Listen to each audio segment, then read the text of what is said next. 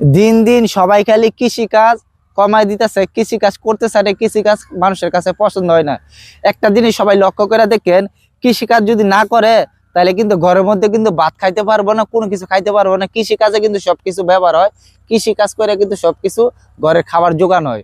এই যে ঘরের মধ্যে যত ধরনের খাবার আসে সবকিছু কিন্তু কৃষিকাজ থেকে আসতেছে। তো আস্তে আস্তে দেখা যাইতেছে কি সবাই কৃষিকাজে ছাইরা দিচ্ছে।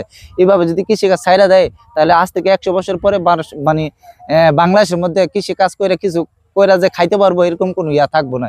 এই যে দেখেন দিন যাইতেছে আর তত এই জমি জামার মধ্যে বাড়িঘর হয়ে যাইতেছে। এইভাবে যদি বাড়িঘর হইতে থাকে এই যে জমি জামার মধ্যে, তাহলে মানে কিভাবে কৃষিকাজ টিকা থাকবো, এইসব বিষয়ে বাংলাদেশের মানুষের কোনো গুরুত্ব নেই দিয়ে। তো সেই জন্য আমরা সবাই কৃষিকাজের প্রতি একটু মনোযোগ হবো, কৃষিকাজ কিভাবে করা যায় সবাই একটু গুরুত্ব দিব।